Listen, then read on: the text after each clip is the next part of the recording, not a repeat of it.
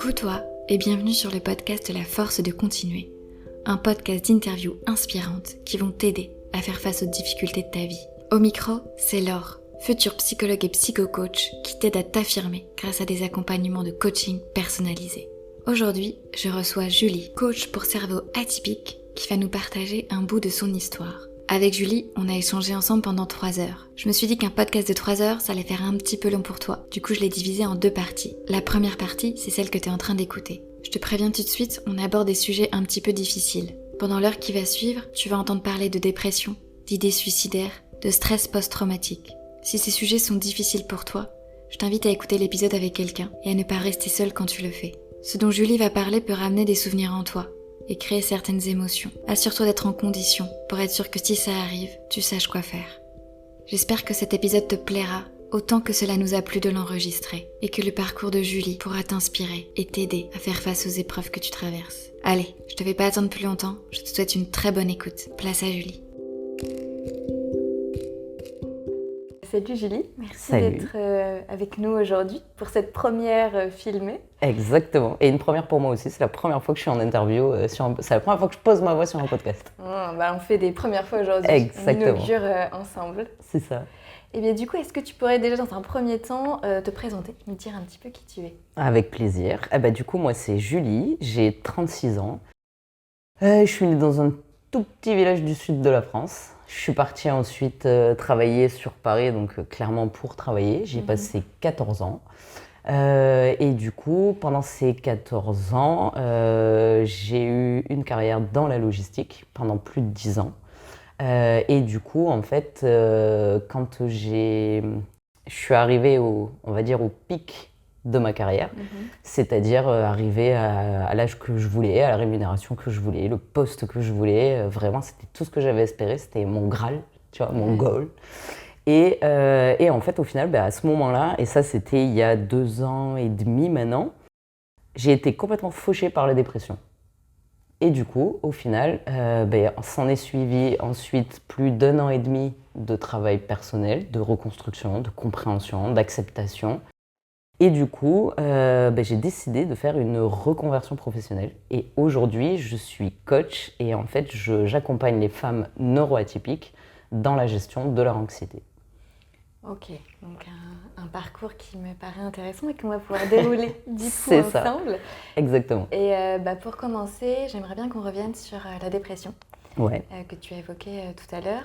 Est-ce que tu pourrais nous expliquer déjà qu'est-ce que c'est que la dépression et puis parler aussi de ta propre expérience, comment toi tu l'as vécue? Alors du coup, la dépression, au niveau déjà, si on prend la définition de l'OMS, c'est une maladie psychique qui entraîne des effets indésirables, qui sont durables. Vraiment, cette nuance est extrêmement importante, c'est que c'est pas quelque chose qui est à l'instant T et sur un court instant. Et du coup, en fait, ce qui se passe, c'est qu'on se retrouve dans un état de tristesse latent, dans un état de fatigue chronique, constante, un état psychique qui est complètement altéré. C'est une perte de confiance, une perte d'appétit, une perte de sommeil. Il y a vraiment plein d'éléments qui sont rattachés à la dépression. Et du coup, il y a plusieurs causes, et il y a des causes qui sont environnementales, sociétales, biologiques. Donc ça peut être par exemple l'adversité vécue pendant l'enfance, ça peut être augmenté ou déclenché par des périodes de deuil, des périodes de chômage, enfin des périodes un petit peu compliquées. Et donc voilà, ça du coup c'est pour la définition de ce qu'est la dépression. Et pour le coup de ce que j'ai vécu, oui effectivement ça corrèle énormément. Parce que du coup, moi comment je l'ai vécu, chez moi ça a été d'abord beaucoup de signaux et de mots physiques que j'ai absolument pas écoutés. Parce que alors pourquoi, je ne sais pas. Mais en tout cas, si je sais, en fait, avec du recul, c'est parce que j'étais complètement déconnectée de moi, j'étais pas du tout à mon écoute, j'étais pas du tout dans aucune forme d'acceptation de moi, ni même de compréhension. Enfin, je faisais ma vie et puis en vrai, j'avais l'impression de la décider, mais avec du recul aujourd'hui, je me rends compte qu'en fait, je me suis laissée happer. Et du coup, cette vie-là, en fait, je l'ai subie de A à Z. Bon, pas de A à Z, mais voilà quoi, au moment où tu te retrouves, tu vois, comme je te disais, un super poste. Et en fait, du coup, tout mon monde s'est effondré à ce moment-là, parce que pour moi, en fait, le bonheur, il était là. Il était dans la reconnaissance sociale, il était dans Ouais, vraiment, il y avait tout un côté social, le regard des autres, etc. Tu vois, en fait, je trouvais ma valeur dans la valeur que j'apportais au travers de mon boulot, au travers de ce que je faisais. Et en fait, du coup, chez moi, ça a été donc voilà, il y a eu une perte d'appétit qui a causé une perte de 10 kilos à peu près en 3 mois. Beaucoup de douleurs physiques, comme je te le disais, avec notamment beaucoup de maux de dos, aussi beaucoup de maux de ventre. J'alternais niveau troubles gastriques, c'était une galère, mais vraiment des douleurs à se tordre le ventre. Et en fait, tout ça, c'était de la somatisation. Il y avait le sommeil aussi. Alors, sommeil qui a jamais été chez moi une chose aisée. Mais alors là, par contre, c'était catastrophique. C'était des cauchemars, c'était des terreurs nocturnes, mais vraiment des réveils en sueur. Et du coup, ça a causé aussi une coupure en fait un peu sociétale parce que du coup, en fait, je me suis coupée des interactions sociales, tu vois. C'est compliqué de répondre au téléphone, de répondre à un message. Et en fait, ce qui a été un peu traître dans ma dépression à moi, c'est qu'en fait, elle est tombée en plein Covid. Et du coup, toutes ces interactions sociales, cette coupure sociale, en fait, elle est passée complètement inaperçue. Donc du coup, ça n'a absolument alerté quasiment personne de mon entourage, si ce n'est la personne avec qui je vis, qui du coup était confrontée à ça toute la journée. Enfin, toute la journée, voilà quoi, au cours de notre vie. Mais voilà, c'est vrai qu'au niveau social, c'est quand même relativement bien passé inaperçu. Du coup, après, qu'est-ce que j'avais? J'avais plein de difficultés, tu vois, à sortir de chez moi, à voir du monde, à accepter le regard de l'autre sur soi, et même le mien, et même celui de la personne avec qui je partage ma vie. C'était extrêmement difficile. Et là encore, c'était traître parce qu'en fait, en plein Covid, tu as les masques, donc tu es caché, tu peux pas sortir de chez toi en vrai comme tu veux. Donc en fait, moi, ça m'a hyper arrangé, tu vois. Mais c'est ce qui a fait qu'en fait, c'est passé vraiment inaperçu pendant un long moment, quoi, tu vois. Donc voilà, ça c'est comment moi c'était tout ça. Et puis il y avait aussi ici vraiment beaucoup de flagellation mentale. Et vraiment, je parle de flagellation parce que c'était toujours cette idée, tu vois, des idées en boucle où tu as l'impression de plus avoir d'espoir, où tout est noir, où tu passes ta journée à te dire que, en vrai, que t'es qu'une merde, que t'es nul, que tu vaux rien, que c'est pas possible. Et la dernière conséquence, enfin les deux dernières, qui ont été quand même les deux plus impactantes au niveau de ma vie, c'est que je voyais, moi, être en train de me décomposer, tu vois, de dépérir. Et en fait, dans mon couple, c'était pareil. Parce que quand t'es deux, t'entraînes, tu vois, toute une noirceur au sein du quotidien et c'est dur à gérer pour le couple. Et la dernière chose qui a été quand même très importante, c'est que du coup, j'ai dû m'arrêter de bosser. J'ai dû tout arrêter parce qu'en fait, j'avais plus la force, quoi. Tu vois, un matin, en partant au boulot, tu vois, j'étais le genre, enfin voilà, j'avais un poste à responsabilité. J'étais à l'époque à Paris. Et du coup, j'habitais en banlieue et tu sais, j'étais le genre de personne avec genre, tu sais, le Mac sur les genoux, en train de faire un partage de co avec son iPhone Pro, répondre aux mails, commencer à taper des trucs, faire des... Enfin, tu vois. Et en fait, un jour, j'étais comme ça et j'ai claqué mon Mac et je me suis dit à moi-même, mais en fait, qu'est-ce que je fous là, tu vois? Enfin, c'est pas ça ma vie. Stop, tu vois. Et du coup, en fait, ouais, j'ai dû vraiment arrêter de bosser et donc me mettre au chômage. Sauf que comme je te le disais au début, le chômage était un facteur aggravant. En plus, j'étais en pleine période de deuil parce que j'ai perdu mon grand-père. Enfin bref, tous les éléments étaient réunis pour pour sombrer, quoi. Voilà.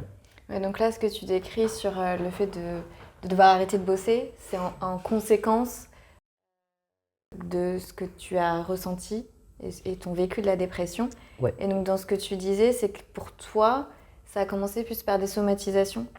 Ouais, exactement. Ça a d'abord été vraiment le corps qui m'a parlé, l'esprit aussi, parce que tu le sens bien, t'as l'impression d'être tout le temps dans les nuages, mais pas les jolis nuages, tu vois, genre, tu sais, des nuages bien orageux, tu vois, une espèce de forme je sais pas, de mental cotonneux, tu vois, t'as du mal à réfléchir, t'as du mal parfois même à t'exprimer. Du coup, du mal à bosser, du mal à te concentrer, du mal à tout, en fait. Et c'est vraiment ça. C'est qu'au bout d'un moment, et en vrai, tu dors plus. Du coup, franchement, t'as plus la force de te lever, tu vois, le matin. c'est vraiment, t'es dans un état d'épuisement. Moi, jamais j'aurais pu penser qu'à la trentaine, on puisse être aussi fatigué. Et du coup, par rapport à ça, enfin, ça me fait penser à le fait de pas vouloir ou réussir à se lever le matin. Dans la conception de la dépression, on peut se dire, mais en fait, c'est que j'ai même pas envie. J'ai pas envie de me lever, j'ai pas envie de faire des choses. Et du coup, là, dans ce que tu disais, tu avais l'aspect, mais en fait, c'est parce que je dormais pas. Et du coup, j'avais plus la force.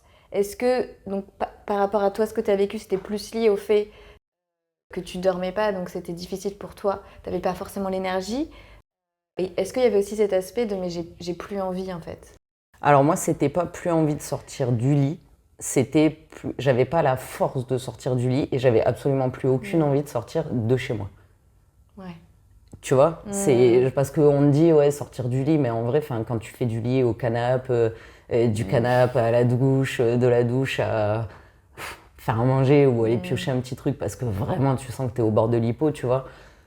C'est un peu, tu vois, en vrai c'est le délire. Je me sentais comme un poisson dans un bocal quoi. Ouais. Au bout d'un moment tu tournes en rond, donc c'était vraiment pas la force de sortir, etc. Parce que vraiment, se lever le matin, tu sais, quand tu te lèves, j'avais le corps qui était complètement éclaté, quoi, mal partout. Et vraiment, ces douleurs qui sont lancinantes. Ou alors, tu es réveillé en urgence pour aller aux toilettes parce que tu as plein de problèmes intestinaux. Enfin, c'est un délire. Ou alors des vomissements. Ou alors. Et en fait, tout ça, c'est lié. Et c'est extrêmement perturbant, en fait, quand tu te reconnais pas. Et du coup, tout ça, ça fait que tu n'as pas envie de sortir de chez toi. Tu sais qu'à tout moment, tu peux faire une hypoglycémie, tu peux à moitié t'effondrer. Tu sais que le moindre facteur extérieur, tu vois, ça peut te faire sursauter, paniquer, tu vois, partir en crise d'angoisse, crise de panique, crise de pleurs, crise de tout, tu vois. Donc en fait, au bout d'un moment, ça n'a plus de... T'as même plus envie en fait de sortir de chez toi. T'as même pas... T'as plus l'envie et puis t'as plus la force parce que tu sais que rien que sortir, aller, genre, je sais pas, au supermarché, potentiellement, tu vois, selon les régions, soit tu dis bonjour, soit tu...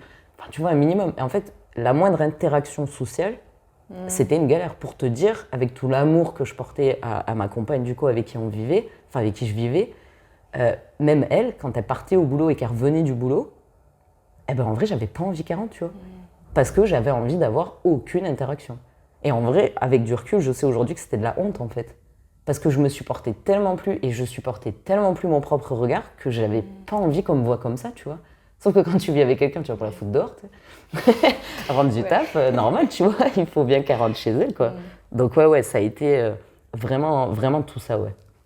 Et alors, est-ce que dans la journée, tu parvenais à faire des choses quand même? Parce que tu disais que tu as dû arrêter de travailler. À quel moment c'est venu ça? Alors, comment c'est venu? En fait, ce qui s'est passé, c'est que comme je te disais, j'ai fait une carrière de 10 ans en logistique. Logistique pure, sur le carreau, comme on appelle, tu vois, genre Rungis, Orly et compagnie, tu vois, vraiment sur les zones de fret. De là, je suis partie J'ai toujours été dans l'agroalimentaire, puis de là, je suis partie dans des startups de la food. Et du coup, j'étais en startup food et j'ai été recrutée par une startup hyper hype, tu vois, qui se lançait sur un nouveau concept. Il leur fallait un responsable. Et donc, du coup, ils m'ont recrutée en novembre 2020. Et du coup, je venais de démarrer un nouveau boulot. Donc, évidemment, une startup qui se lance, c'est beaucoup de boulot, c'est beaucoup d'activités, c'est énormément de choses voilà, c'est beaucoup d'énergie, beaucoup d'implications, tu vois, là-dedans. Et en fait, ce qui s'est passé, c'est que du coup, j'y ai bossé jusqu'en avril 2021. Et en fait, en avril 2021, la première chose, c'est que j'ai perdu mon grand-père. Alors moi, de mon histoire de famille, j'étais quand même très proche de lui. Il a quand même beaucoup participé à mon éducation, etc. Donc ça a été quand même compliqué, tu vois, de gérer ce deuil-là. Et dans la foulée, en fait, tout ça cumulé, tout cet état, tu vois, de mal-être que moi, je voyais pas et que je sentais pas dans les tout débuts. En fait, un jour, je suis rentrée du boulot, évidemment, effondrée comme d'habitude, tu vois, parce que genre, t'es là, t'es fort et tout, t'as tous tes rendez-vous clients, il faut, tu sais, donner l'image, et tu claques la porte de chez toi, et en fait, tu t'effondres, tu vois. Et un soir, 2 soirs, 10 soirs, 2 mois, au bout d'un moment, c'est trop. Et du coup, quand je suis rentrée, j'ai la chance d'être dans un couple où on a beaucoup de communication, beaucoup de confiance. Et du coup, en fait, ma compagne s'est sentie assez en confiance pour me dire, en fait, pour m'exprimer à sa façon que j'étais en dépression. Et en fait, c'est ce jour-là, en fait, elle a posé un mot sur ce qui se passait. Et aussi dur soit-il à encaisser, en vrai, je me suis dit, tu sens bien que tu vas pas bien, tu sens bien que tu sais pas comment gérer, tu sais pas ce qui se passe. Et aujourd'hui, tu as devant toi la seule personne au monde de qui tu doutes ni de l'amour, ni de la loyauté, ni du fait que si elle te dit quelque chose, c'est automatiquement pour ton bien. Donc en fait, je me suis dit, ok, bah ouais, c'est peut-être ça, tu vois. Mais ça a été d'une violence inouïe, tu vois, d'entendre ce mot-là. Oh, je me suis dit, et puis surtout quand, tu sais, t'as cette... bah, tu vois, ça peut paraître tout bête, mais tu sais, quand t'as une posture sociale, tu vois, enfin, t'es le cadre... t'es un des cadres de la boîte, un des cadres dirigeants, tu vois, tu fais partie d'équipe de direction, etc. Tu vois, t'es là au boulot, tu sais, t'es le référent, tu vois, t'es bien quand même. Enfin, bien, façon de parler, tu vois, sociétalement. Et du coup, en fait, ce contraste, il a été vraiment dur à entendre. Il a bizarrement pas été dur à accepter, mais il a été dur à entendre, tu vois. Après, je pense que je l'ai entendu parce que c'est venu de la bonne personne. Aussi. Oui, c'était quelqu'un qui t'a totalement confiance et qui en plus t'a vu comme ça depuis plusieurs mois du coup, puisque ça a commencé. Tu sais à peu près combien de temps Non, franchement, on a essayé de vraiment y revenir, tu vois, dessus. On estime à peu près, grosso modo, tu vois, là je te parle de avril. Grosso modo, on estime à peu près depuis l'hiver d'avant, tu vois, septembre, octobre. Mais c'est difficile, tu vois, de savoir exactement. Donc du coup, pour moi, le point de départ, je le prends comme le jour où, en tout cas, il y a eu ma prise de conscience. Parce qu'avant, j'étais peut-être déjà en dépression, mais sans le savoir, sans le conscientiser. Donc du coup, c'est vrai que j'ai moins de recul sur cette période-là, parce que quand t'as pas conscience, il y a plein de trucs que tu te rends pas compte. Et tu avais déjà du coup un mal-être depuis quelques temps. Ah, depuis quelques années, ouais. Et après, en nommant, du coup, en le disant comme ça a pris sens pour toi sur le moment? Sur le moment, ouais, ça a pris un grand sens parce que moi, je suis le genre de personne qui a besoin de comprendre.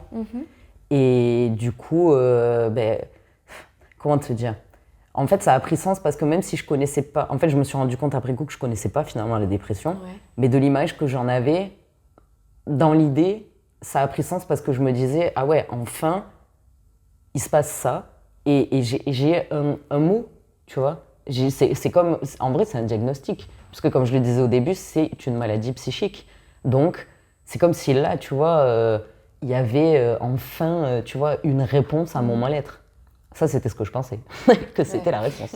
Mais ouais, du coup, oui, ça a fait sens parce que, en fait, au-delà de sens, ça a fait tilt. Tu vois, c'est vraiment ça. À ce moment-là, ça a été le... Tu vois. Et du coup, sur la représentation que tu en avais, parce que, bon, on peut avoir tous une... Enfin, si on n'est pas dans le domaine et si on ne connaît pas, ou si on ne connaît pas les personnes qui ont vécu ça, l'idée qui peut venir, c'est une personne qui sort jamais de chez elle, qui fait rien de ses journées, qui est quasiment tout le temps dans son lit, qui voit personne. Et du coup, dans toi, ce que tu exprimes, même si tu n'avais pas envie de sortir, de voir des gens, d'avoir des interactions, tu faisais quand même des choses. Ouais, mais tu sais quoi, là, le premier truc qui me vient à l'esprit, c'est ouais, mais à quel prix? Tu vois, oui, évidemment que je le faisais, mais en même temps, enfin, je veux dire, on est dans une société où on sait très bien qu'il nous faut de l'argent, tu vois, pour vivre. Et du coup, pour vivre, à ce moment-là, moi, j'étais salariée et je ne voyais aucune autre façon de gagner de l'argent et donc de vivre sans être dans le salariat. Donc en fait, si j'allais pas bosser, qu'est-ce qui allait se passer? Tu vois ce que je veux dire? C'est pas possible, en fait.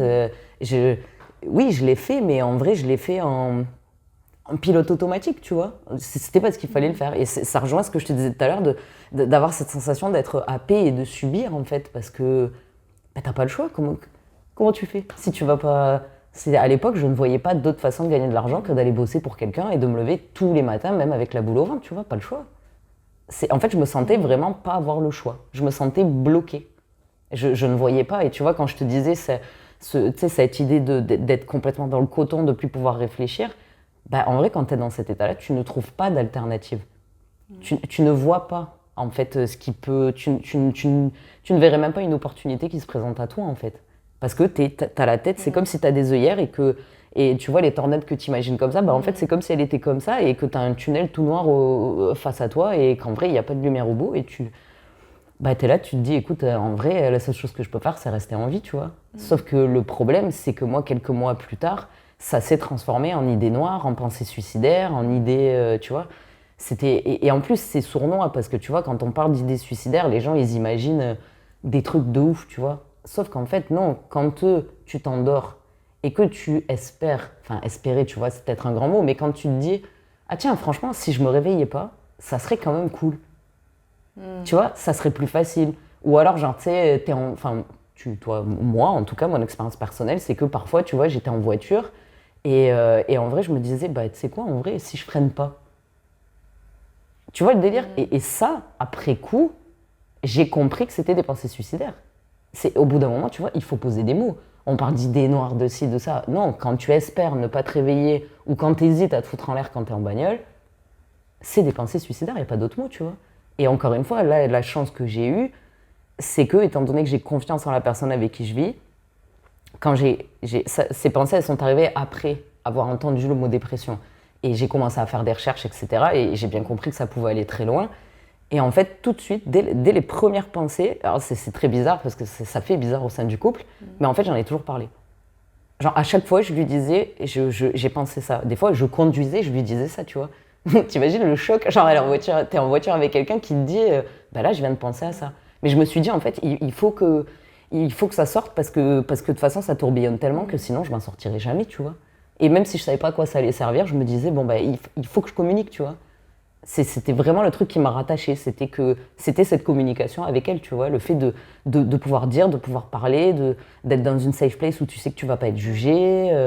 Et ça, vraiment, ça a été un élément extrêmement puissant, tu vois, de ma reconstruction future, par exemple. Ouais, parce que si tu gardes tout pour toi, si déjà t'es très très mal avec toi-même et du coup si tu le gardes que pour toi, ça peut encore plus s'amplifier, je pense. Alors en plus c'était déjà quelque chose d'intense, d'important. Donc j'imagine, toi tu avais quelqu'un avec qui tu as pu communiquer et pour les personnes qui n'ont pas du coup, alors que ce soit une compagne ou des proches ou des amis ou alors qu'ils ont mais qu'ils ne se sentent pas de communiquer, qu'est-ce que tu pourrais leur dire du coup pour les aider par rapport à ça? Moi, déjà, la première chose que je leur dirais, c'est que si vraiment, en toute objectivité, ce qui est quand même très très rare, malheureusement, je sais que ça existe, mais c'est rare, d'être seul, vraiment seul. Aujourd'hui, alors j'ai pas le numéro, j'ai pas le nom, mais il existe des lignes d'écoute, tu vois. Je ne sais pas ce qu'elles valent, je n'ai pas testé. Mais dans l'idée, tu vois, il y a peut-être des associations, il y a peut-être des groupes Facebook, enfin des groupes Facebook ou Insta, je sais pas trop, mais tu vois, des groupes de parole, des lignes téléphoniques, des choses comme ça. Et même s'il n'y en a pas une spéciale pour la dépression, une idée noire, je sais qu'il existe une ligne, un truc style Allo Suicide ou je sais pas quoi. Je pense que déjà, pour ceux qui sont seuls, et que vraiment factuellement, c'est pas possible et que tu n'as malheureusement personne avec toi, je pense que vraiment c'est important d'aller chercher de l'aide. Ce qui relie du coup à l'idée que même si on est entouré, bah, en fait, dans ces moments-là, en fait, vraiment, cette idée de nuage, tout cet orage, tu as l'impression que tu es seul. En fait, tu ne vois pas les choses. En fait, et tu n'es même pas seul avec toi-même, tu es seul avec ton mal-être. Donc du coup, dans l'idée, ça serait de dire, vraiment essayer d'aller parler à quelqu'un et surtout de ne pas avoir peur d'être jugé. Il faut choisir la bonne personne.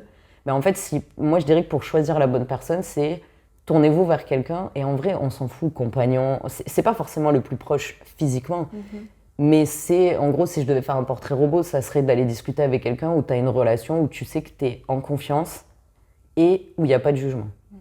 Déjà, ça, je pense que c'est vraiment les deux choses les plus importantes. Et parler, en fait, parce qu'en fait, quand on est dans cet état-là, moi, en tout cas, c'est ce que j'ai vécu, vraiment, la honte, c'était vraiment ça. J'avais honte de moi, de mon état, d'en être arrivé là, tu vois. Le fait de me dire, putain, comment j'en suis arrivé là, tu vois. C'est pas possible. Et du coup, cette gêne, cette honte, cette culpabilité, ce mal-être, tout ça fait que, eh ben, en fait, tu te renfermes. Ouais. Mais c'est aussi un des symptômes de la dépression. C'est que du coup, tu te sens seul, donc du coup, tu es seul, et donc du coup, en fait, tu restes seul avec tes idées. Et on a tendance à se dire, ouais, mais ça se voit, les gens le sentent et tout. Oui, mais en vrai, personne n'a de boule de cristal, personne ne sait ce qui se passe dans la tête des gens. Et surtout chez la femme, on est en capacité de beaucoup masquer. Tu vois ça. C'est des comportements, le masquage de la dépression, c'est très courant chez la femme.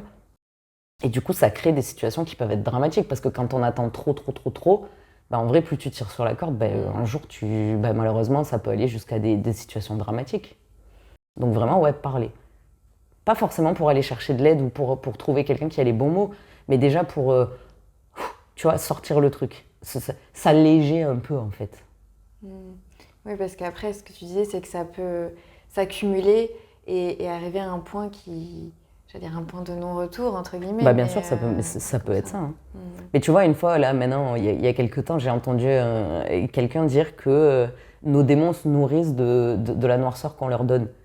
Et en fait, quand tu es dans cette noirceur constante, pour peu que, et c'est souvent le cas, ce qui amène à la dépression, c'est qu'on ait des choses en nous qu'on n'a pas réglées, et ben du coup, en fait, c'est nos propres démons qui nourrissent, enfin, tu vois, c'est cette noirceur qui nourrit encore plus tes démons.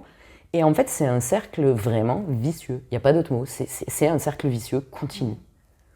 Et c'est vraiment pour ça de me dire, si on va en parler à quelqu'un, à la bonne personne surtout, bah, ça peut, tu vois, donner je sais pas, juste te faire sortir de ce tunnel-là.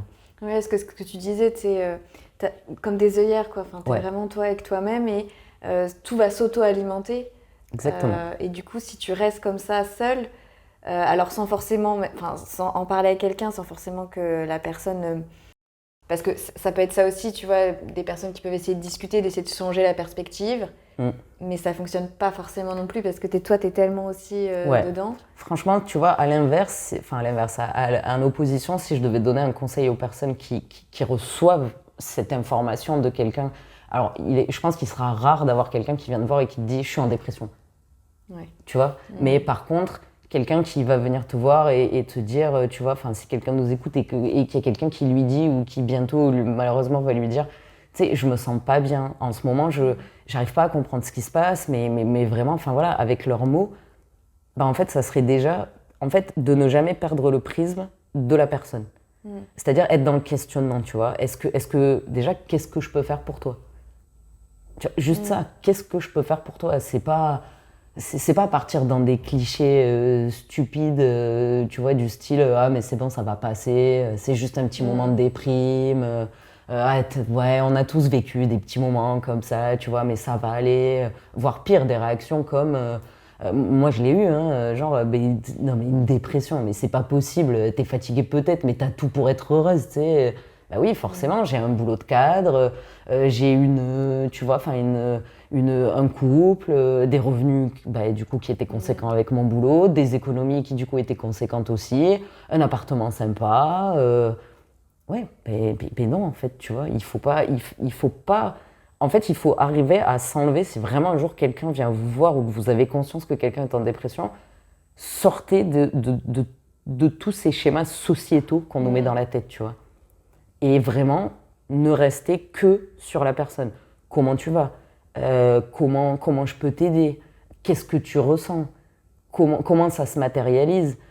Si vous avez la possibilité ou l'envie de l'héberger, bah, est-ce que tu veux venir passer quelques jours à la maison? Ou alors, est-ce que tu veux que je vienne passer quelques jours avec toi si vous savez que la personne habite seule?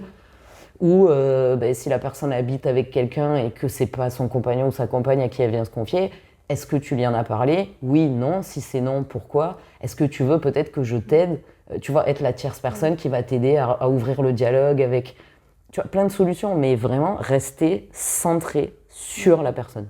Oui, et puis pas projeter ses propres manières de voir les choses sur l'autre. C'est vraiment se dire, bah là, ok, je fais un peu table rase de toutes mes conceptions. C'est ça. Pour m'intéresser à ce que toi, tu vas me dire, comment tu ressens les choses, et je vais t'écouter sans te juger. En vrai, à part écouter sans juger, il n'y a rien à faire. En tout cas, de mon expérience personnelle, je ne vois pas ce que peut faire quelqu'un d'autre. Mais à cet instant-là, ça peut être déterminant. Parce que ça peut être une bouée, tu vois. Juste un espace de parole. Après, si on n'a personne, tu vois, je parlais tout à l'heure des lignes d'écoute, etc., ça peut être aussi aller voir un professionnel de la santé mentale. Un psychologue, un psychiatre, bon voilà, toutes ces personnes-là. Après, si jamais, parce que la première des choses à faire, ça serait évidemment, dans le parcours de soins français, c'est aller voir son médecin traitant. Et ça, franchement, moi je le conseille, parce qu'il faut bien aller chercher, tu vois, au bout d'un moment de l'aide. Par contre, il y a un truc qui est absolument, enfin moi qui me révolte, c'est les médecins traitants aujourd'hui représentent 80% des prescripteurs d'antidépresseurs. Ils n'ont pas le droit de faire la première prescription, de ce que je crois, mais par contre, ils ont le droit de continuer, tu vois, à prescrire. Et en fait, aujourd'hui, tu vas voir ton médecin traitant, il dit que ça paraît être une dépression. Déjà, malheureusement, ils ne sont pas formés. Ouais. Et c'est pas du tout une critique, tu vois, il n'y a pas d'offense envers eux, mais sur 10 années d'études, quand tu vois qu'ils passent à peine quelques mois à être formés sur la dépression et la santé mentale, c'est pas assez. Donc du coup, ils savent pas comment le prendre en charge, ils n'ont pas le temps, de toute façon, ils n'ont pas les moyens de faire un suivi. Donc aujourd'hui, en France, médecin traitant égale souvent médication. Et moi, tu vois, la médication, ma femme étant elle est soignante, et du coup, par exemple, tu vois, quand elle m'a parlé de la dépression, la première chose que je lui ai dit, c'est le choc absorbé, tu vois, après coup. Je lui ai dit, écoute, j'ai conscience, je sais que tu as raison, mais je te demande une seule chose, c'est de ne jamais me pousser ou m'encourager à prendre des médicaments. Je ne saurais pas t'expliquer pourquoi, mais moi, de mon point de vue, la seule chose qui aurait pu être pire que ce qui se passait aujourd'hui, c'était prendre des médicaments. Parce que pour moi, les médicaments, c'est la facilité. Et ça marche. Enfin, de ce que j'entends, ça fonctionne, tu vois. Mais ça fonctionne à l'instant T. Et en fait, ça va améliorer les symptômes, mais pas les causes. Et c'est ce qui crée des dépendances et des accoutumances à très long terme. Puisque si toujours on te remet un peu d'énergie, on t'enlève quelques symptômes les plus difficiles, mais qu'au fond de toi, rien n'a été réglé, en fait, ça passera jamais. Et du coup, dès que tu vas arrêter les médicaments, tout revient d'un coup. Oui, puisque le problème de fond n'est pas réglé. Tu vois, donc vraiment, voilà, moi, les médecins traitants, tu vois, aller chercher toute cette aide et tout, attention à où on va la chercher, tu vois. Je me demande si j'ai pas un peu dérivé du sujet d'origine. Non, du tout. Ah, okay. Et j'allais te demander, du coup, toi, t'en as jamais pris des médicaments ou tu en as pris? Non, moi, j'ai refusé. Ouais, j'ai toujours refusé. À l'exception de un demi-cachet qui était, et je l'ai pris pendant 1 mois, et c'était pas des trucs pour dormir, c'était des décontractants musculaires. Ok, ça faisait quoi, du coup? En fait, ça décontracte tes muscles, tu vois. Après, le cerveau est entre guillemets, on y reviendra plus tard, mais un muscle, tu vois. Ça détend tu vois, toutes les tensions. Et en fait, tu vois, comme je te disais au début, tous les maux que j'avais physiques, autant sur le fond, vraiment, je voulais pas prendre de cachet. Mais par contre, physiquement, mais les douleurs, elles étaient terribles. Mais elles étaient tellement terribles que, du coup, encore une fois, ma compagne qui est dans les soins, elle a réussi à me trouver, parce que même elle a douté du fait en fait, les douleurs sont tellement intenses, tellement bloquantes au quotidien, que tu peux pas imaginer que ça soit des douleurs psychiques. C'est impossible. Et du coup, de cette confiance, elle me disait, ok, tu as mal, j'entends. On va aller chercher, tu vois. Elle est médicale, ok, on va chercher. Et j'ai eu de la chance, elle a beaucoup de contacts, elle a beaucoup travaillé dans les hôpitaux. Donc, elle m'a trouvé un rendez-vous chez une rhumatologue, dans un centre de rhumatologie. J'ai passé 3 heures, toute une matinée. Et en fait, c'est un parcours spécifique où on te fait faire plein d'examens. Donc, ça va de l'IRM au scanner, au truc, au machin. Et en fait, au bout des 3 heures, donc, tu vois un psy, tu vois... C'est vraiment un super centre qui est sur Paris. Et du coup, à la fin des 3 heures, tu as un rendez-vous avec le rhumatologue en question, tu vois, qui est responsable ce jour-là, et qui te donne ton bilan, tu vois, il te fait un petit bilan. Et en fait, la nana m'explique qu'il n'y a absolument rien de médical, rien, que tous mes résultats sont revenus négatifs. Et en fait, ce qui est ouf, c'est qu'à ce moment-là, t'es soulagé, mais finalement pas tant que ça. Parce que tu te dis, ouais, mais c'est un truc...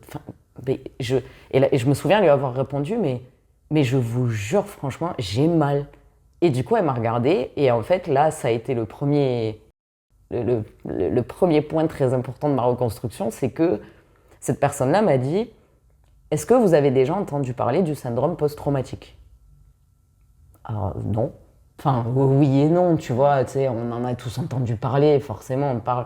Mais moi, dans ma tête, à moi en tout cas, dans mon prisme à moi, c'était, tu sais, les vétérans de la guerre, tu vois, tous ces trucs-là. C'est l'image qu'on en a. C'est ça, tu vois, il y a eu les attentats de Paris quelques années avant. Enfin, tu vois, pour moi, un syndrome post-traumatique, il est induit par un truc que tu peux pas oublier. Oui, et puis tu dis c'est traumatique, donc c'est forcément quelque chose d'énorme. Et forcément quelque chose duquel tu te souviens. Oui.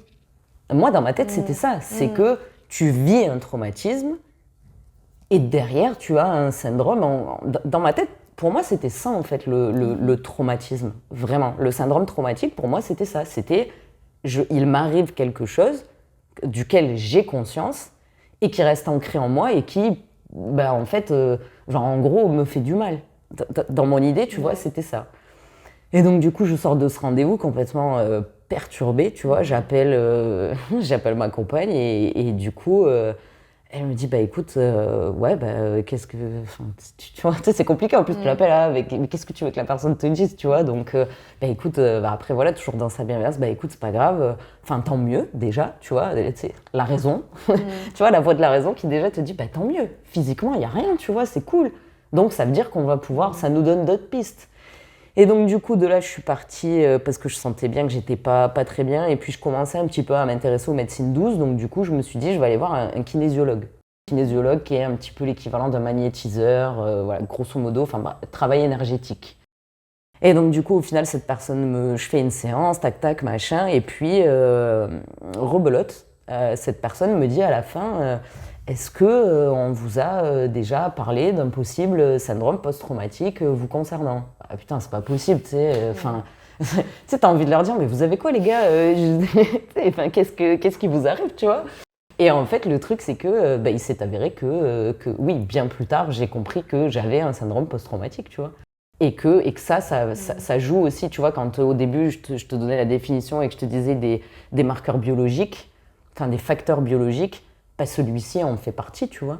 Parce que c'est ancré en toi, tu vois, le syndrome post-traumatique. Et du coup, ça peut avoir réellement un impact. Et en fait, ce que ça a eu comme impact, c'est que le principe du post-traumatique, c'est que du coup, tu vis quelque chose, maintenant je le sais, consciemment ou inconsciemment, plus tu le vis jeune, plus ça s'ancre profondément dans ton cerveau.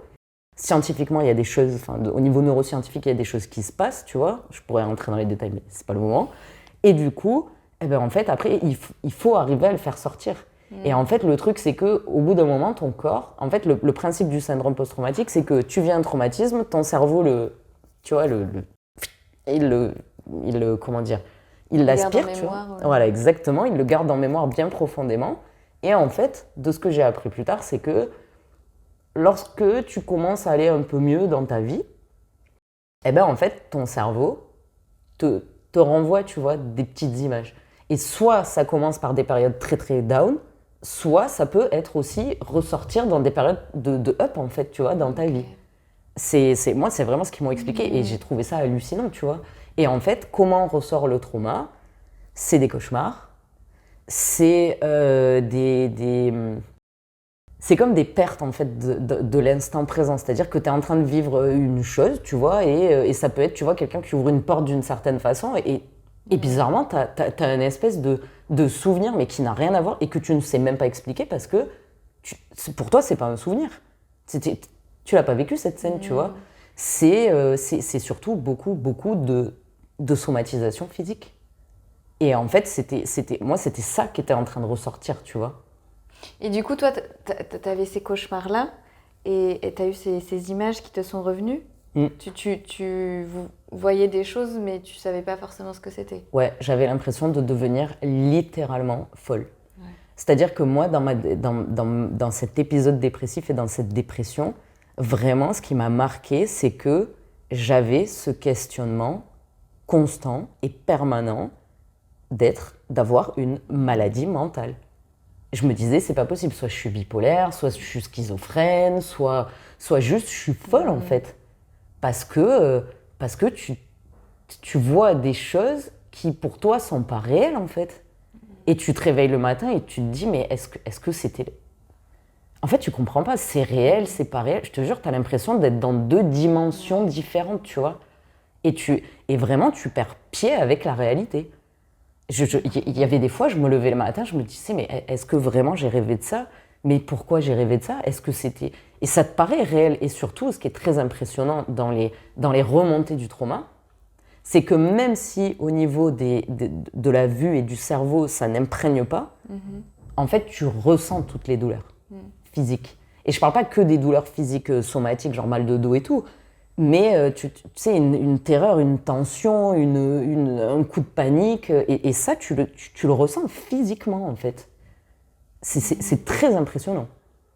Ouais, c'est vraiment complètement à la fois corps et esprit, quoi. C'est ça, vraiment, c'est physique et psychique. Ouais. Complètement. Et c'est très, très, très déstabilisant.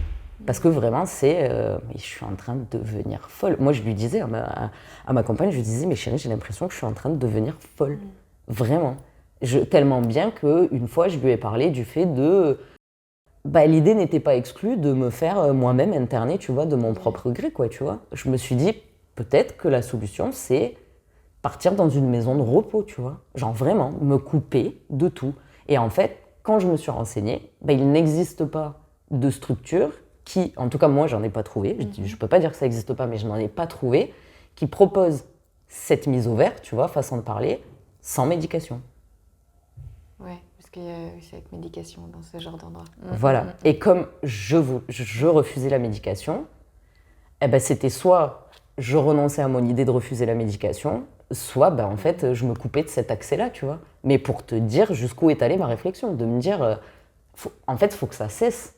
Et il faut que ça cesse. Comment? Les idées suicidaires. Allez, c'est parti. Tu vois, c'est... Oui, ça devient un peu comme la seule solution, du coup, pour que ça s'arrête, parce que c'est tellement douloureux, c'est tellement... Enfin, ça remet tellement en question. Hein. Violent, Ouais, c'est extrêmement violent. Psychiquement, c'est violent. Et donc, du coup, c'est ça. Après, c'est ma vision à moi et c'est mon vécu, mais vraiment, c'était ça. Il faut que ça cesse. Il faut que ça s'arrête, parce que j'avais vraiment cette sensation d'être folle. Tu vois, ça veut rien dire en vrai, mais d'être en train de devenir dingue. Mais c'est perdre le sens en fait de qu'est-ce qui est réel, qu'est-ce qui l'est pas. C'est ça. En plus, c'est des choses que tu contrôles pas. Tu parlais aussi tout à l'heure d'être en automatique. Ouais. Et du coup, perdre le contrôle de toi sans comprendre pourquoi, comment, c'est très perturbant. Ouais. C'est surtout quand toute ta vie, tu as été quelqu'un qui, tu vois, qui a surmonté les obstacles, tu vois. Moi, j'ai pas eu un passif qui a été spécialement... tu vois, c'était pas les bisounours, mon enfance, on va dire.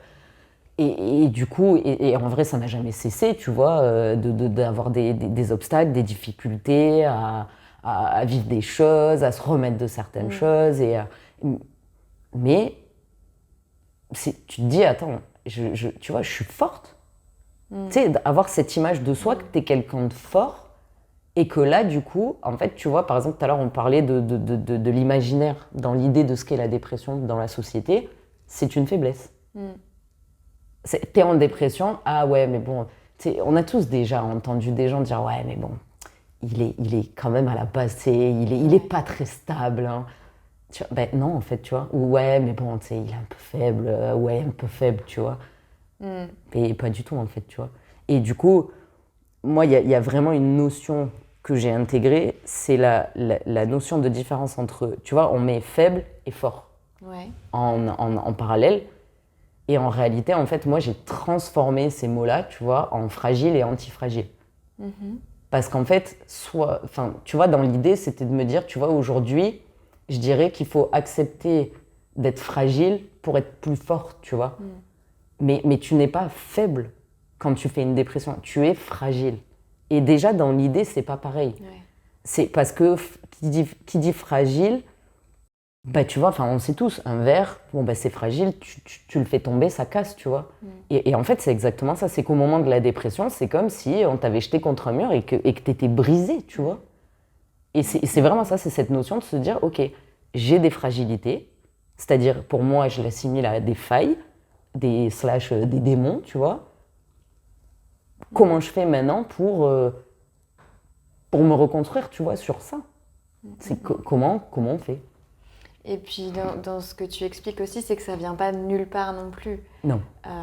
Il y a des choses derrière Ouais. et c'est aussi comme ça que pour t'en rétablir, quand tu creuses après, c'est qu'il y a des choses qui peuvent expliquer. Alors après, à 100%, on ne pourra jamais être sûr à 100% expliquer à 100% les choses, Non. mais tu as quand même des pistes qui te permettent du coup de pouvoir se rendre compte que derrière, c'est beaucoup plus complexe de ce qu'on pourrait Ouais, le de voir. ouf.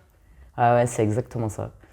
Toi, tu as pu déterminer les causes, ce qu'il y avait derrière tout ça, à travers, j'imagine, différents accompagnements. Est-ce que tu pourrais nous parler un petit peu du cheminement de rétablissement que toi, tu as vécu? Ouais, du coup, franchement, je vais te le faire je vais te le faire en une étape. Tu vois, j'avais noté parce que les dates sont quand même relativement ouf. Bon.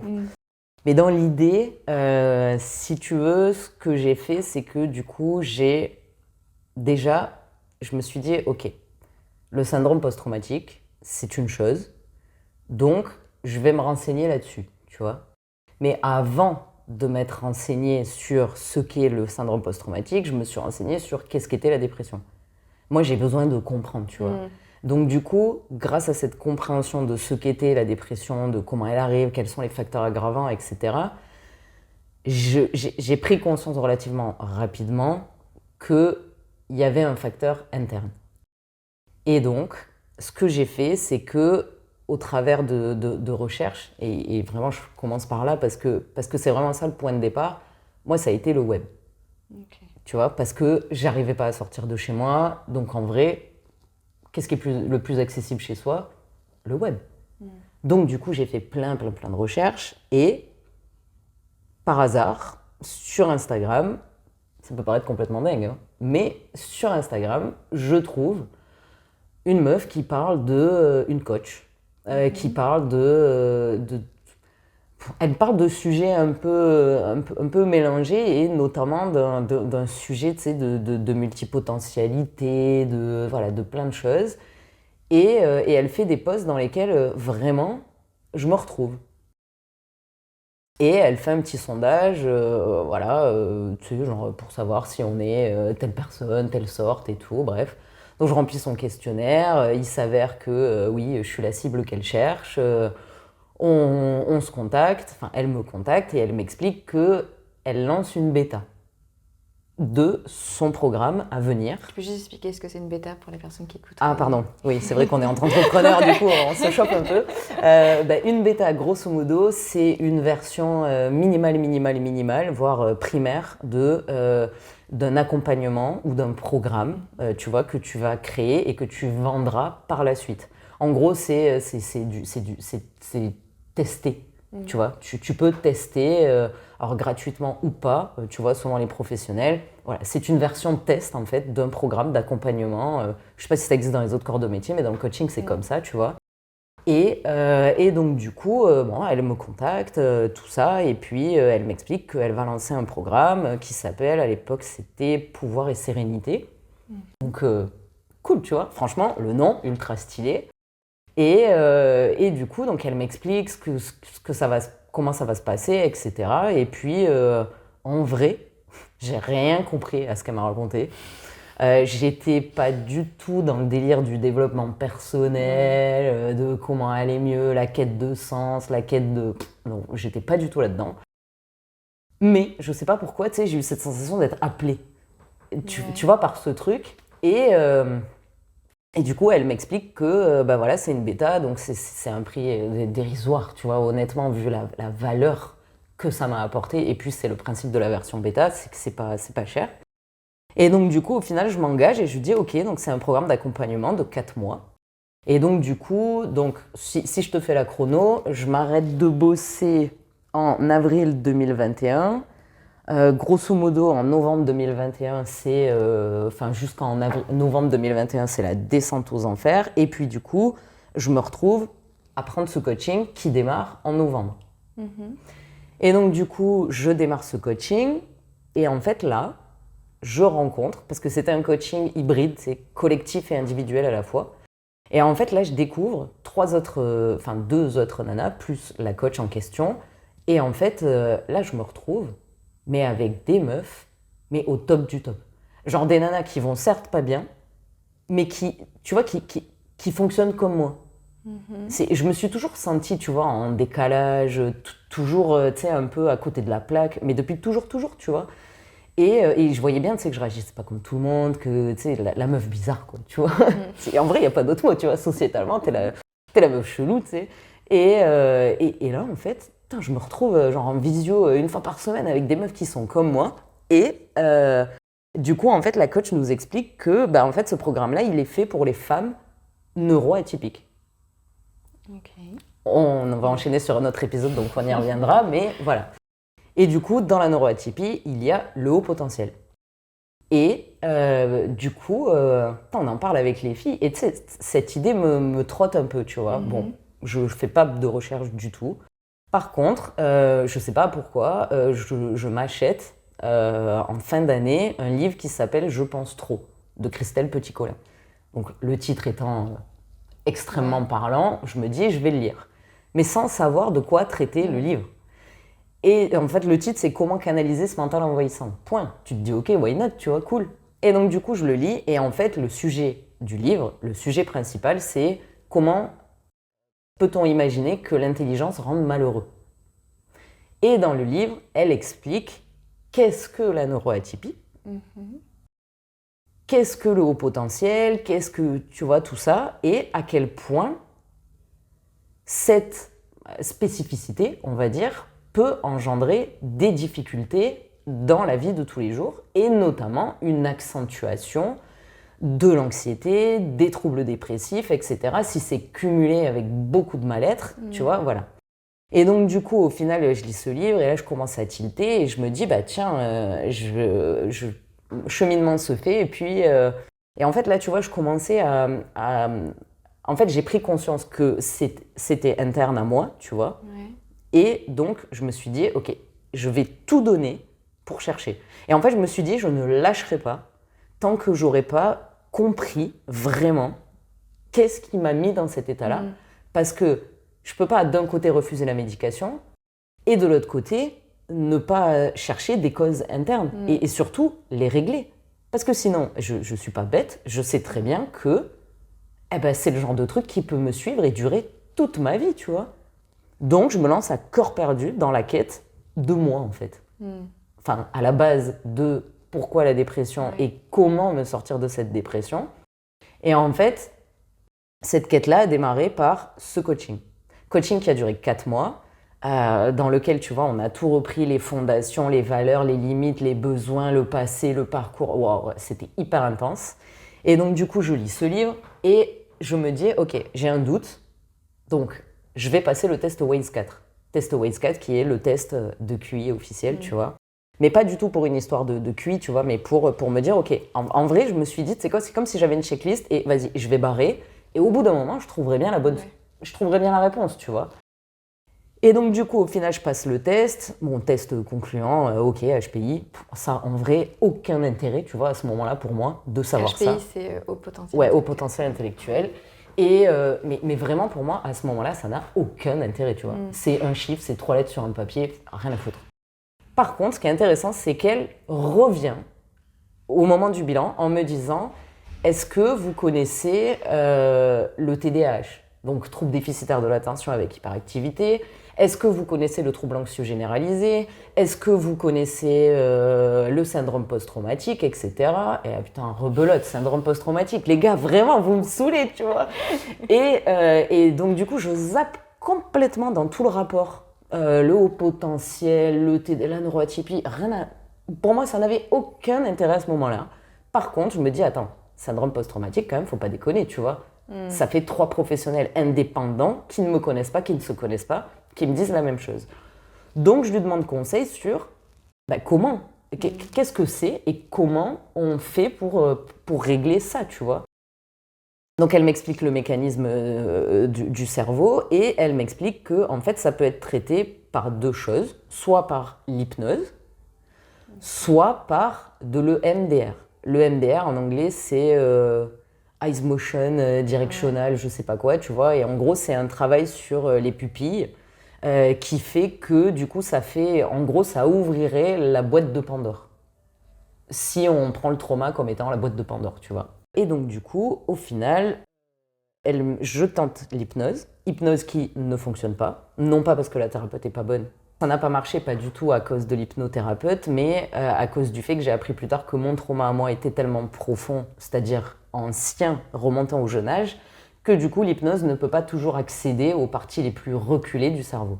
Donc je me lance dans de l'EMDR, elle me conseille un professionnel. Du coup j'y vais, je fais 5 séances, et alors là, franchement, l'EMDR, la violence du truc, la violence, on n'est pas prêt. Les terreurs nocturnes, les cauchemars et tout, puissance 10 000, tout est revenu d'un coup. Du coup, il est ressorti effectivement plusieurs traumas de l'enfance, notamment un harcèlement scolaire qui a duré des années, duquel je n'avais absolument aucun souvenir. La seule chose que je sais, c'est que je n'avais pas de souvenir de mon enfance. Tu vois, c'est ce genre de truc. Et ça, c'est typique du trauma. C'est qu'en fait, tu vois, tu sais que tu as vécu tant d'années à tel endroit, mais tu sais, comme les autres, ils te disent, ouais, moi à l'école, j'avais une copine, elle s'appelait comme ça, nana, elle avait des couettes comme ça. Et toi, en fait, t'es là, c'est flou. C'est limite, c'est tout blanc, tu vois. Et donc, du coup, bref, on travaille ça, etc. Dans la foulée, donc après, enchaîne toute la partie avec le coaching, tu vois, travail personnel, compréhension de soi, acceptation de soi. Et là revient la neuroatypie, que du coup, enfin, j'apprends à comprendre et à accepter et à changer mon mode de vie pour, tu vois, vivre en accord avec mes troubles, tu vois. Et en fait, c'est vraiment tout ce travail avec en cumulé, donc c'est beaucoup de recherche, beaucoup de lecture, beaucoup de soutien sans faille de ma compagne, tu vois. Là, il n'y a pas à dire. Encore une fois, c'est vraiment pas négligeable.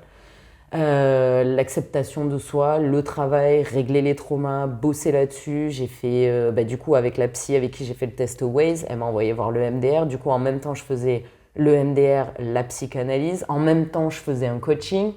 En vrai, je bossais pas, mais en fait, j'étais au chômage, mais je bossais. Franchement, je bossais, mais que sur moi. Ouais. Que sur moi. Je n'ai fait que ça. Et puis, du coup, après, en fait, est venu le déménagement. Donc, c'est-à-dire qu'on a décidé de quitter la région parisienne. J'ai commencé à être à mon écoute. J'ai commencé tu vois, à reprendre, en fait, ce goût à la vie, tout simplement. Et vraiment, en fait, c'est un travail aujourd'hui de tous les jours. C'est le fait d'avoir, alors est-ce qu'on peut dire soigner, je ne sais pas, mais en tout cas affronter mes démons, affronter tout ce qui s'est passé, tu vois, dans mon enfance, régler les difficultés du passé, en prendre conscience, les reconnaître, les comprendre, les accepter, les travailler avec différents professionnels. Et pour te dire, moi, mon cheminement personnel pour en arriver là aujourd'hui, on est sur 17 mois de travail personnel, 17 mois de chômage qui en fait n'ont été utilisés que pour bosser sur moi. Et surtout, et ça c'est quelque chose qui m'écœure un peu en France, c'est que ça m'a coûté 2 700 € au total, tout cumulé. Alors, j'avais les moyens, de par mon boulot, de par les économies que j'avais, mais ce que je trouve particulièrement regrettable en France, c'est peut-être pas que en France, tu vois, mais ce qui est regrettable aujourd'hui dans la santé mentale, c'est qu'elle est tellement pas prise en compte et en charge qu'en fait, si t'as pas de thunes, comment tu fais? Tu restes en fait dans cet état-là. Et ça, c'est quelque chose qui, tu vois, ça c'est une prise de conscience qui m'a profondément outrée. Parce que tu vois, quand on te dit l'égalité des chances, machin, dans le mental, il n'y a pas d'égalité des chances. Pour de vrai, il n'y en a pas, c'est écœurant, mais c'est comme ça. Mais bon, c'est le monde dans lequel on vit. Moi, j'ai eu la chance d'avoir la possibilité, aussi bien financière que grâce au chômage, que grâce à la personne avec qui je vivais, d'être dans un environnement qui m'a laissé l'opportunité, tu vois, de prendre ce temps-là. Et ben voilà, ça a duré le temps qu'il a fallu. Et du coup, de tout ce cheminement est arrivé, voilà, comme je le disais tout à l'heure, une nouvelle activité, me lancer dans l'entrepreneuriat, changer complètement de rythme de vie. Être à mon écoute, prendre soin de moi, soin de ma santé physique, mentale, et tout. Et en fait, c'est tellement d'éléments réunis, tu te rends compte, en plus d'un an et demi, enfin presque un an et demi, il y a tellement de choses qui sont rentrées en compte qu'une solution, j'en ai pas comme ça. Mais par contre, c'est vraiment c'est ne pas perdre espoir. Et surtout, ne pas penser que ça puisse se faire rapide, tu vois. Genre, ah, je vais voir un psy et hop. Peut-être que ça marchera pour certains. Mais moi, toutes les personnes, parce qu'après, du coup, Par contre, à partir du moment où j'ai commencé à aller mieux, j'ai jamais eu aucun tabou, aucune honte, aucune gêne à parler de ma dépression, tu vois. Et en fait, bah, tu t'aperçois que quand on parle de la tienne, t'as 90% des gens qui te disent soit moi aussi, ça m'est arrivé, mais même des proches, et c'est le choc, tu vois, des gens qui te disent ah ouais, moi aussi, bah attends, tu sais, je sais pas, on en a jamais parlé, tu vois, ou alors, ah oui, ma mère, mon frère, mon compagnon, mon truc, mon machin, et en fait, tout le monde. Et c'est absolument impressionnant de voir à quel point le nombre de personnes qui font des dépressions aujourd'hui est important. D'ailleurs, il y a un chiffre qui est alarmant, c'est qu'entre 2017 et 2021, sur les moins de 35 ans, il y a eu une augmentation de plus 36% des cas de dépression, tu vois. C'est des chiffres qui Et sont... ça, est-ce que... Alors, je sais pas si tu as fait des recherches là-dessus, mais ce serait dû à quoi? Est-ce que tu as la dimension, on prend plus maintenant en compte ces questions-là et du coup, c'est plus ouvert et on en parle beaucoup plus qu'avant. Du coup, ça fait augmenter les chiffres. Ou est-ce qu'il y a... parce qu'on en a parlé aussi un petit peu tout à l'heure sur la dimension sociétale aussi, la pression, par exemple au travail, toutes ces choses-là qui peuvent rentrer en compte et qui peuvent du coup faire aussi augmenter le nombre. Je sais pas si tu as un peu des infos là-dessus, toi. Alors, moi, très, très franchement, je suis assez d'accord avec ton idée de se dire que, et comme tous les mouvements, tu vois, d'expansion d'une nouveauté, d'une prise de conscience, effectivement, depuis quelques années, il y a cette prise de conscience que la santé mentale est quelque chose d'important. Et peut-être que les gens, effectivement, surtout les jeunes, n'ont plus, tu sais, ce délire qu'avait la génération de la cinquantaine, aller voir un psy, mais du coup, t'es fou, t'as un problème, t'es malade, tu vois. Non. Donc, je pense qu'il y a réellement une ouverture, en fait, sur le sujet et une acceptation sociétale qui commence à se faire. Mais ce que je pense aussi, moi, en tout cas, c'est mon analyse personnelle, c'est qu'il y a aussi plusieurs facteurs, notamment un qui, pour moi, est important, c'est celui de l'écologie. L'éco-anxiété aujourd'hui est un élément extrêmement facteur de sentiments dépressifs et de dépression chez les jeunes. Les jeunes adultes aujourd'hui souffrent d'une éco-anxiété qui est vraiment très importante. Il y a ça, il y a aussi les réseaux sociaux. Parce que les réseaux sociaux, c'est aujourd'hui un facteur de vraiment genre te renvoyer à l'image de si t'as pas cette vie-là, t'es qu'une merde, tu vois. Et pourquoi j'arrive pas à avoir cette vie-là? Et en fait, ce que te montrent les réseaux sociaux, c'est que, et d'ailleurs, il n'y a que ceux qui veulent le faire croire, qui ont des réseaux sociaux qui fonctionnent, genre tout le lifestyle, c'est des gros lifestylers, tu vois, qui vont pas, ou en tout cas très peu. Maintenant, ça commence un peu. Mais à l'époque, là, on parle de 2017-2021, il n'y avait pas de lifestyle qui montrait genre les galères du quotidien, les dépressions, les trucs, les machins. Aujourd'hui, oui, la maladie, ils sont beaucoup là-dedans. Mais c'est encore une niche aujourd'hui qui fait ça, mais encore moins à l'époque. Et en vrai, ça vraiment, le comparatif et le regard des autres et ce regard sociétal sur qu'est-ce que doit être ta vie et comment elle doit être faite, et surtout, si elle n'est pas comme ça, elle n'est pas bonne. Mais ça met une énorme pression. Genre, en gros, si t'es pas comme ça, t'es pas heureux. Et ça vaut ça aussi avec l'estime de soi, le physique et compagnie, tu vois. Et en fait, c'est que les gens ne te montrent que ce qu'ils veulent. Et on est dans un monde où on croit savoir utiliser les réseaux sociaux, mais on ne sait pas les utiliser. Moi, toi et moi, aujourd'hui, on travaille via les réseaux sociaux, tu vois. C'est un outil de travail pour nous. Donc, on a cette compréhension de ce que tu peux faire et ce que tu peux faire croire. Ouais. Tu vois, et je sais que toi comme moi, c'est pas ce qu'on fait, mais tu peux manipuler des outils, tu vois, facilement. Et du coup, il est très facile aujourd'hui de ne montrer que ce que tu veux. Et nous, on sait, mais les gens, ils savent pas ça. En fait, ils n'ont pas conscience que les réseaux sociaux, c'est pas la réalité. Moi, j'ai plein de clientes qui sont complètement abasourdies le jour où je leur explique juste que genre, mes vidéos ne sont pas enregistrées le jour même. Que mes stories sont enregistrées. Moi, j'aime bien faire du direct. Enfin, tu sais, de l'instantané. Mais, par exemple, tu vois, je fais mes stories en vidéo, je les sous-titre et après je les poste. Mais rien que ça, tu vois, et mes clientes le voient parce que des fois, je suis en coaching avec elles et en même temps, genre, elles sortent du coaching, il y a 2 stories qui sont passées, un truc, et elles me disent, bah, tu sais, Et c'est tout bête, mais en fait, je me suis vraiment rendu compte, et même avec mon entourage, que les gens ne comprennent pas le monde dans lequel on vit. Tu vois, vraiment. Et les réseaux sociaux, je pense, pour moi, vraiment, c'est un très, très gros élément. Après, évidemment, 2017-2021, il y a eu le Covid, mais pour moi, c'est vraiment un mélange de tout. Et vraiment, je dirais éco-anxiété, Covid, réseaux sociaux. Tu vois, c'est ouais, pour les aspects plus sociétaux, Mm. parce qu'on a parlé tout à l'heure du coup de tes propres expériences de vie en fonction de ce que tu as vécu, qu'a pu jouer aussi, Oui. et la dimension sociétale qui est aussi importante. Et du coup, je me demandais, toi, par rapport à quand ça s'est déclenché, enfin en tout cas quand la dépression est arrivée, est-ce que du coup, dans ton environnement sociétal, on va dire, il y avait des choses qui auraient pu accélérer ou enclencher les choses, tu vois ce que je veux dire? Tu veux dire me pousser plus encore dans la dépression, Oui. comme des éléments Ouais, déclencheurs? comme des éléments déclencheurs un peu, ouais. Ben, déjà, typiquement, il y a eu le deuil de la mort Ouais. de mon grand-père. Il y a eu aussi, tu vois, Moi, en fait, ça a vraiment été, tu vois, comment dire, ça a vraiment été sur plusieurs points, tu vois. Il y a eu beaucoup d'aspects. En tout cas, il y a une chose que je pensais être un déclencheur, ça a été le boulot. C'est-à-dire que quand ma compagne m'a dit j'étais en dépression, la première chose que je me suis dit, c'est ok, je suis pas faible, donc je fais pas une dépression, donc je suis en burn-out. Qui dit burn-out dit c'est le boulot. Bah, il faut bien trouver. Oui. Il faut bien Bah, trouver. oui, c'est lié, oui, C'est c'est ça, oui, il faut bien trouver une raison. Et on n'est pas tout de suite apte à se dire ok, c'est moi le problème entre gros guillemets, tu vois, ou ça vient de moi. Donc du coup, ça a été le boulot. Mais en vrai, en étant honnête avec moi-même, certes, j'avais un boulot qui était prenant et qui était, on va dire, un peu stressant, tu vois. Mais c'est bon, j'étais senior, ça faisait 10 ans que j'étais dans ce corps d'activité.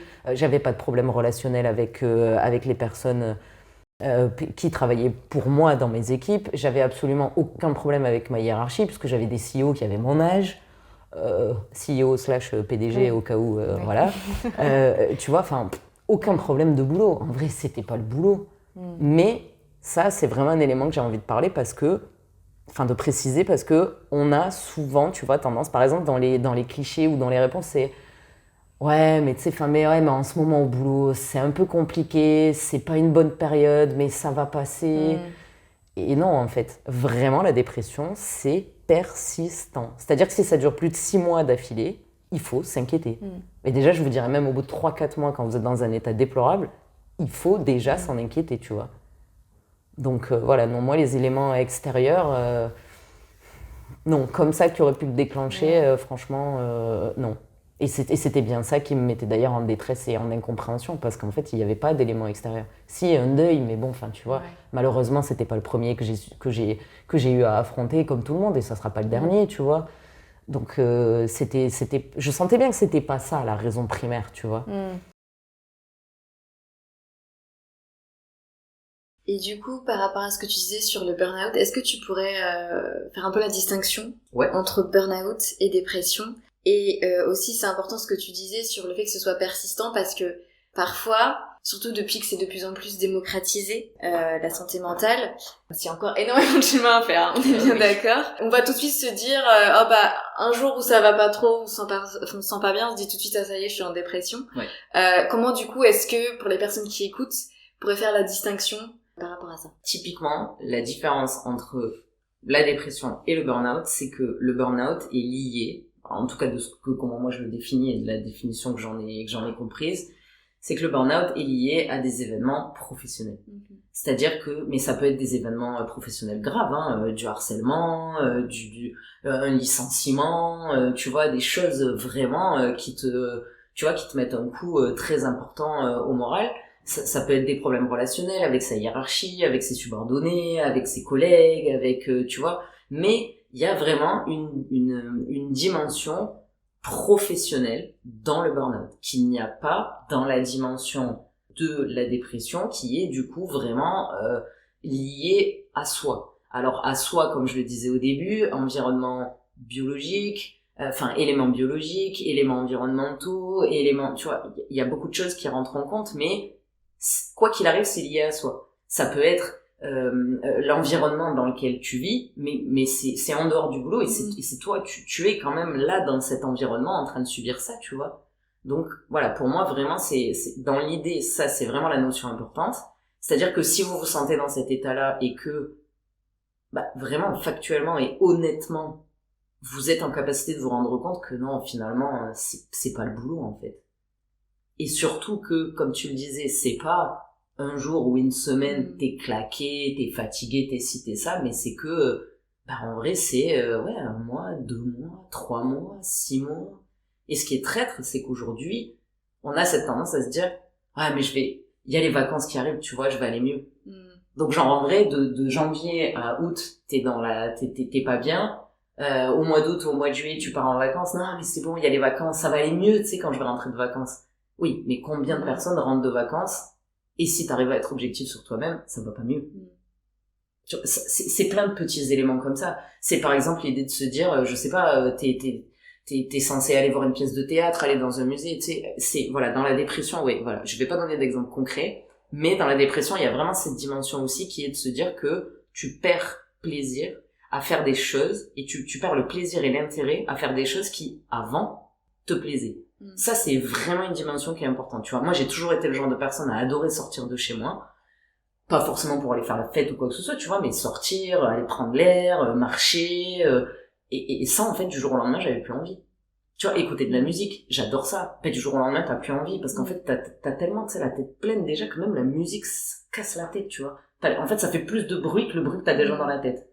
Et en fait, c'est vraiment des petits éléments comme ça qui sont intéressants. Et puis après, même si, comme ça s'est passé pour moi, on n'a pas le souvenir exact de toute son enfance, de toute son adolescence, de toute sa partie jeune adulte, on a toujours ce sentiment et on sait au fond de nous que c'était pas Royal au bar, tu vois. c'était pas l'enfance de kiff, tu vois, par des éléments qu'on n'arrive pas forcément à s'expliquer, mais tu sais, c'est ce truc en soi. Et moi, je dirais vraiment, faites-vous confiance, tu vois, écoutez-vous. C'est arriver, en fait, n'essayez pas d'étouffer toujours ces peurs, ces difficultés, cette noirceur, en fait. Au contraire. Ça peut paraître hyper contre-productif, ce que je suis en train de dire, et ça peut déstabiliser, tu vois, à l'entendre, mais vraiment, laissez sortir, en fait.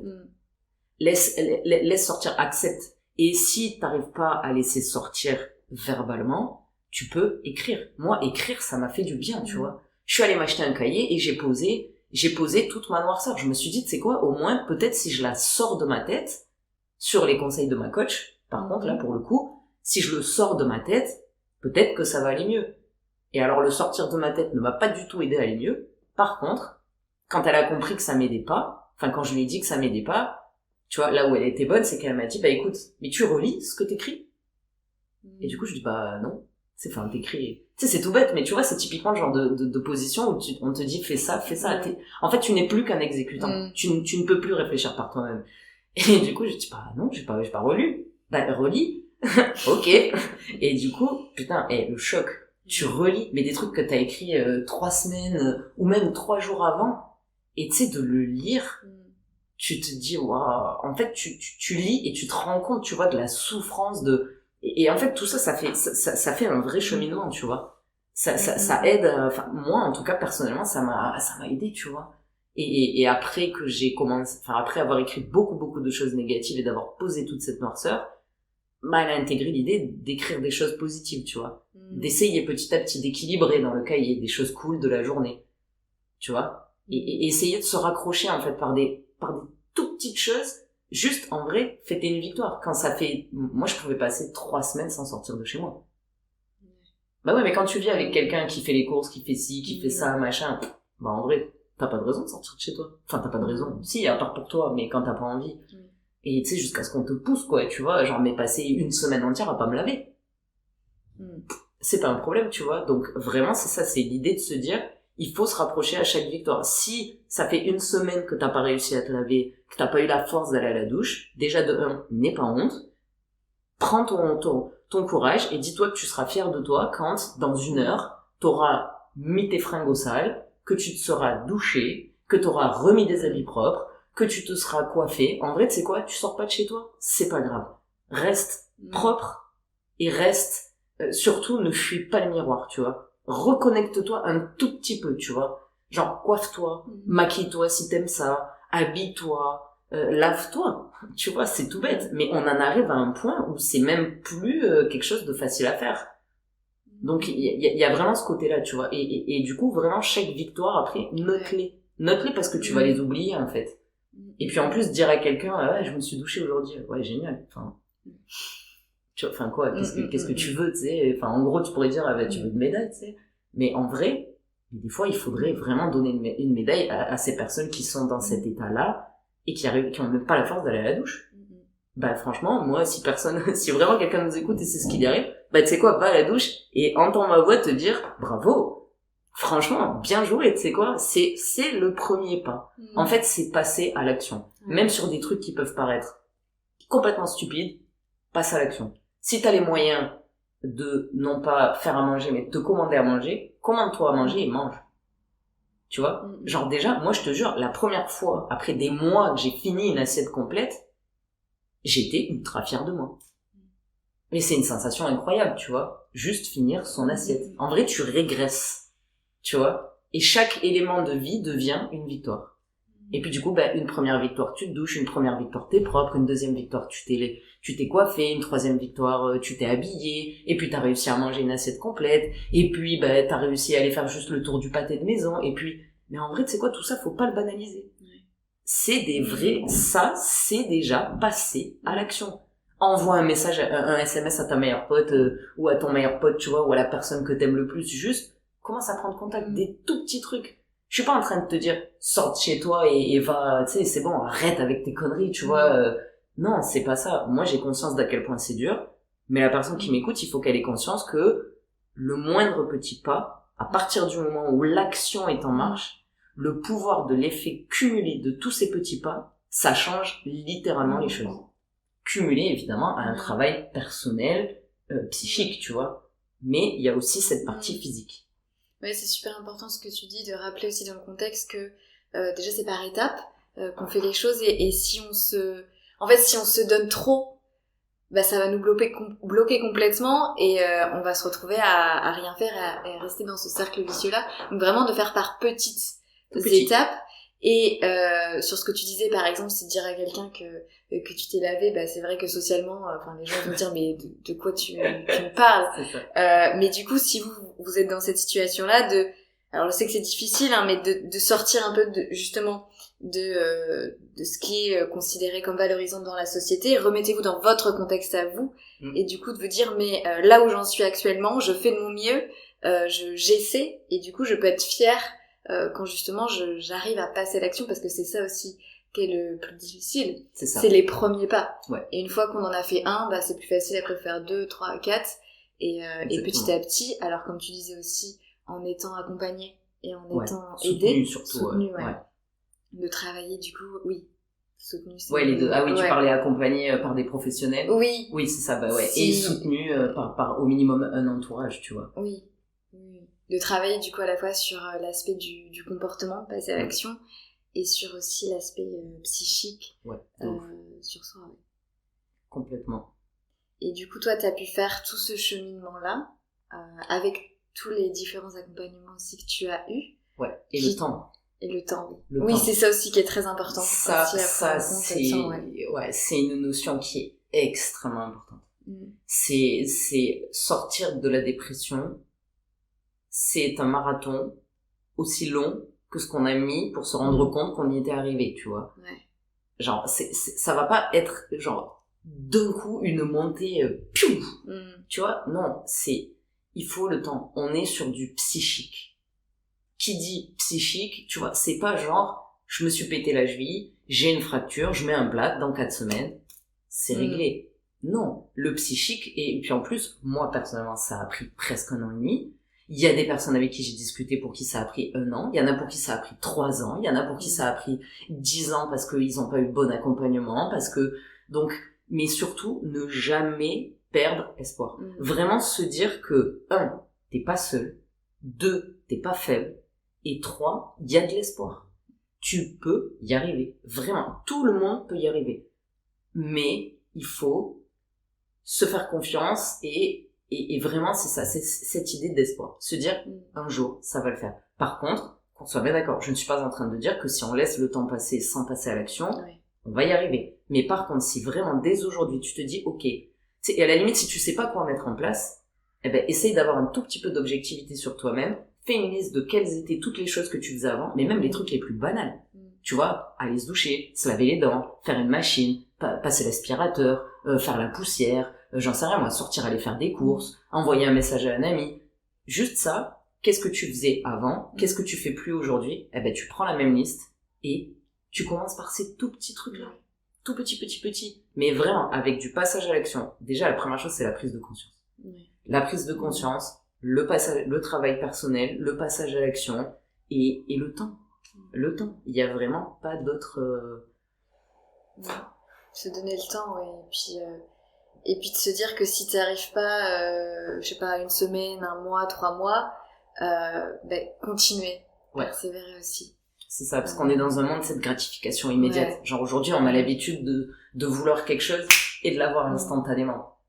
Sauf que dans le travail psychique, c'est pas comme ça que ça se passe. Et c'est difficile de continuer à être persévérant, à faire des choses sur lesquelles tu ne vois pas des résultats immédiats, tu vois. Ça, c'est vraiment extrêmement... au bout d'un moment, tu te dis, flemme, tu vois. Enfin, tu vois, je fais tout ce que je peux et il y a rien qui marche. Et en fait, si, ça marche. Mais c'est qu'on le voit pas encore. Mais ça va, si vraiment on continue, une petite action par jour. Un tout petit truc. Et ça va revenir. Et alors du coup, avec tout ça, tout ce travail que toi tu as fait pendant plusieurs mois, années, où est-ce que ça t'a mené? Donc tu disais un petit peu tout à l'heure que tu t'es reconverti, on peut dire ça comme ça. Tu t'es reconverti. J'imagine que tu as aussi appris beaucoup de choses sur toi. Ah oui. Et notamment sur la neuroatypie. Donc si tu veux bien un petit peu maintenant nous parler de ça, par rapport du coup au cheminement que tu as eu. Et voilà, c'est fini pour aujourd'hui. Si cet épisode t'a plu, t'a ému, t'a aidé, tu peux mettre des étoiles, ça m'aidera en retour. Tu peux aussi le partager autour de toi, laisser un commentaire et nous envoyer un message. Si tu as des questions, des besoins particuliers, tu peux envoyer un message à Julie et à moi, t'as toutes les infos dans la description. Avant de te quitter, je voulais te dire que j'ai relancé ma newsletter hebdomadaire. Dedans, à travers des histoires, je te partage des outils pour t'aider à avancer et à faire face aux difficultés de ta vie. Je te mets le lien dans la description pour t'inscrire. En attendant de se retrouver pour la deuxième partie de l'interview avec Julie, je te souhaite une agréable journée, soirée, semaine cimentée. Et surtout, n'oublie pas, tu as en toi la force de continuer.